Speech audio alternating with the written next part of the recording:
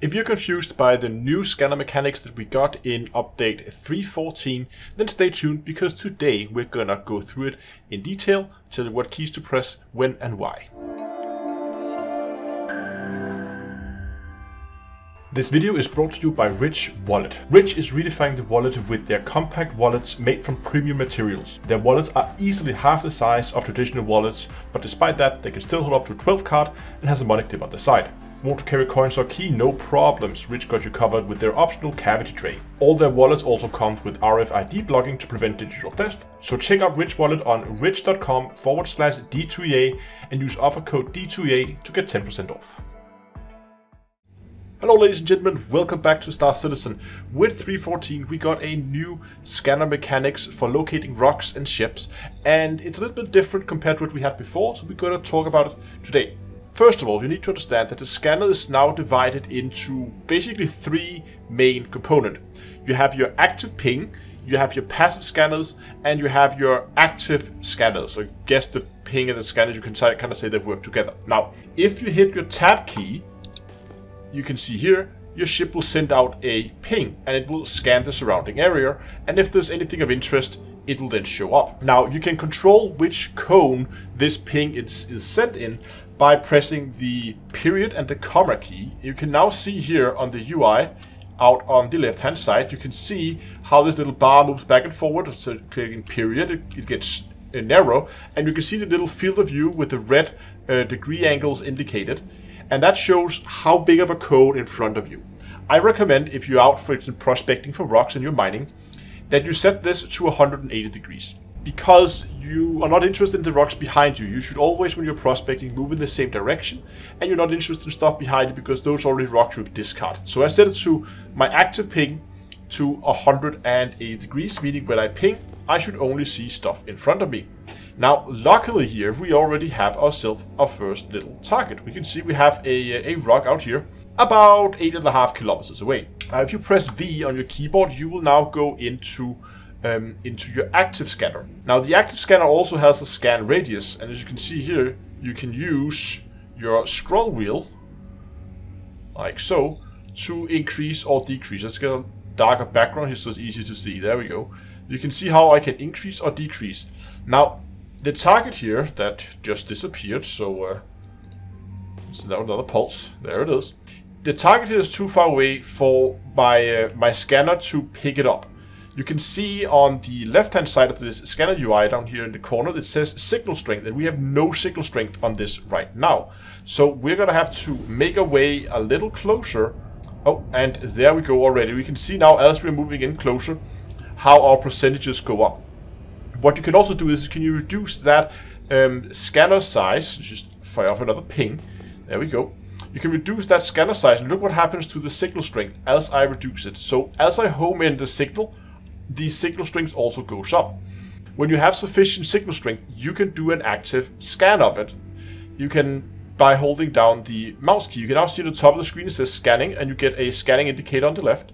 Now that it's scanned, you can see over here on the top right, it says overview, and here you have the max RS signature.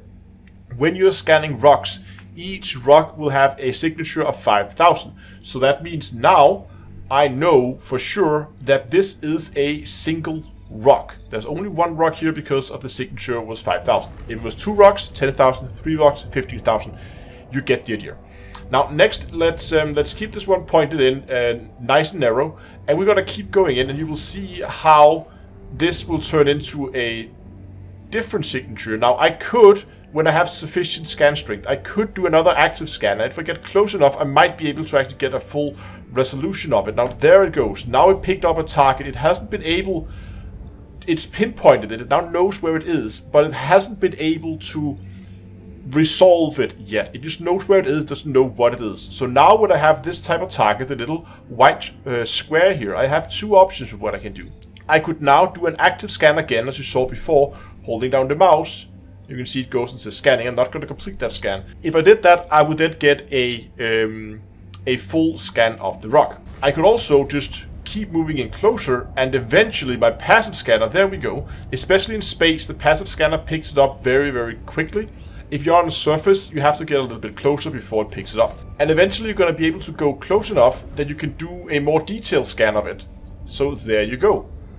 So you can now see we have the overview here up in the top right corner, where we get stuff like the overcharge and the fire transfer, also the power transfer resistance and instability. So all those stats we have on the rock up there.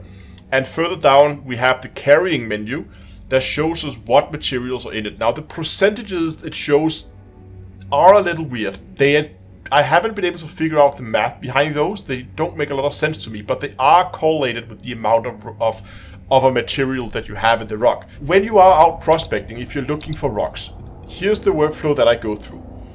I keep finding a direction I want to fly. Let's say I want to fly into the light cloud here. So I'm gonna keep firing off pings, and I'm gonna keep looking for signals, keeping it at 180 degrees.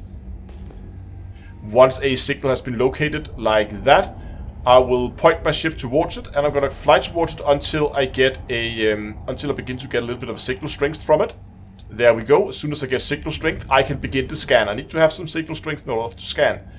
As soon as I scan it, I see 5,000. Now, we know Quantinium likes to be in clumps, especially if you're mining out on the surface. Then Quantinium have a tendency to clump together more rocks.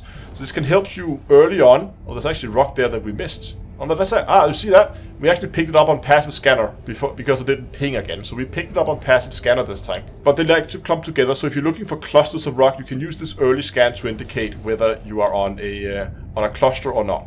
So right here out in space, I can scan them from like 3 kilometers away. On the surface, you probably have to get into closer to like 300 meters instead of 3 kilometers. So you can see here, we actually have, wow, that's actually a very good rock we just got there. Look at that. You can see 8,500% Quantinium.